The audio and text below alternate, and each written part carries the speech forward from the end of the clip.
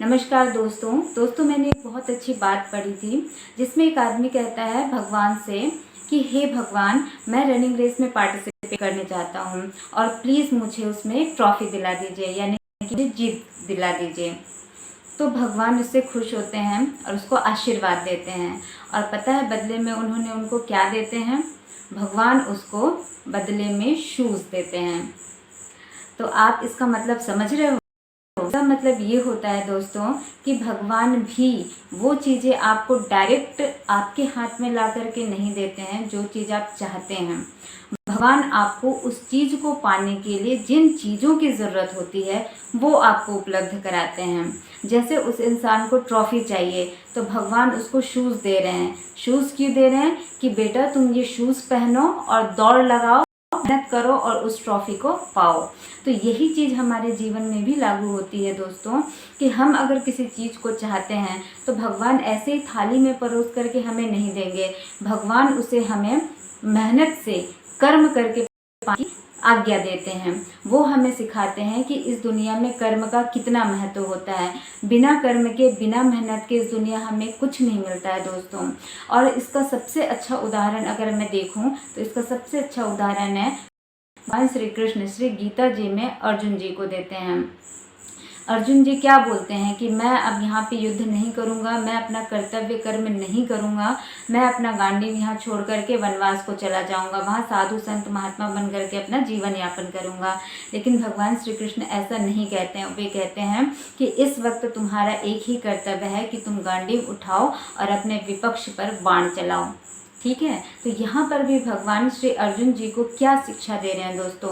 उनको यही शिक्षा दे रहे हैं कि हमें कर्म करने का कितना बड़ा महत्व हमारे जीवन में होता है और अगर इस कर्म को हम नहीं करते हैं तो हम उन लक्ष्यों को बिल्कुल भी प्राप्त नहीं कर सकते हैं जो हम अपने जीवन में चाहते हैं। तो बहुत सारे लोगों का यही प्रश्न होता है दोस्तों कि अगर हमें सब ऐसे ही मिल जाना है तो हमें कर्म क्यों करना चाहिए? तो सीधी सीधी बात है दोस्तों, हम अगर अपने जीवन में, अपने शास्त्रों में बहुत सारी चीज़ों को अगर उठा करके देखें तो हमें सीधे सीधे ऐसे बहुत सारे उदाहरण मिलते हैं जहाँ पे हमें कर्म का महत्व बताया गया है और हमें बताया गया है कि बिना कर्म के इस दुनिया में हमें कुछ भी नहीं मिलता है। इसलिए बहुत सारे लोग जो कहते हैं बिना कर्म के हमें सब कुछ मिल जाएगा, हम चुपचाप बैठे रहेंगे तब भी हमें सब कुछ मिल जाएगा, ऐसा कुछ नहीं होता है। आजकल बहुत सारे लोग लॉ ऑफ अट्रैक्शन के चक्कर में पड़ते हैं दोस्तों। लेकिन लॉ ऑफ अट्रैक्शन का भी एक सिद्धांत होता है। उसमें सिर्फ ये नहीं होता है कि आपको कुछ चीज़ चाहिए तो आप सिर्फ उसको बार बार सोच रहे हो तो वो चीज़ें आपके जीवन में आ जाती हैं। ऐसा बिल्कुल नहीं होता है। कोई भी चीज़ अगर आपको चाहिए होता है ना दोस्तों तो उसके लिए आपको मेहनत ज़रूर करनी पड़ती है। लॉ ऑफ अट्रैक्शन में क्या होता है कि आप किसी चीज़ को माइंड में सोचते हैं, चाहते हैं कि हाँ मुझे ये चाहने के बाद उसके लिए उस पर मेहनत भी करनी। लॉ ऑफ अट्रैक्शन होता है, पे काम होता है, लेकिन नहीं करेंगे ना तो कोई लॉ ऑफ अट्रैक्शन कोई काम नहीं करेगा।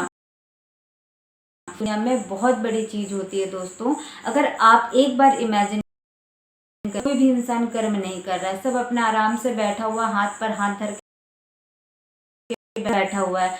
आप जरा सोचिए पूरी दुनिया के साल से लोगों से भरी हुई दिखाई देगी, ठीक है? तो दुनिया चलेगी दोस्तों, बिना कर्म मेहनत के दुनिया चल ही नहीं सकती। और इनका बहुत सारे उदाहरण हमारे शास्त्रों में, हमारे जीवन में बहुत से ऋषि मुनियों ने, संतों ने और हमारे जीवन के बहुत बुद्धिजीवियों ने भी हमें बताया है। तो इस बात का हमें हमेशा ध्यान रखना पड़ता है दोस्तों कि हमें कर्म करना ही पड़ेगा और अगर हमें कोई चीज़ चाहिए तो बिना कर्म के वो चीज़ें हमें मिल नहीं सकती हैं। और अगर हम भगवान से प्रार्थना भी करते हैं तो भगवान कोई भी चीज़ ऐसे ही थाली में परोस करके हमें नहीं देते हैं। भगवान कहते हैं कि मेहनत करो और मेहनत करने के लिए जिन चीज़ों की आपको ज़रूरत है वो चीज़ें मैं आपको उपलब्ध कराऊंगा। उन चीज़ों का इस्तेमाल करो, मेहनत करो और वो चीज़, उस लक्ष्य को हासिल करो जो आप चाहते हो। ठीक है, धन्यवाद दोस्तों।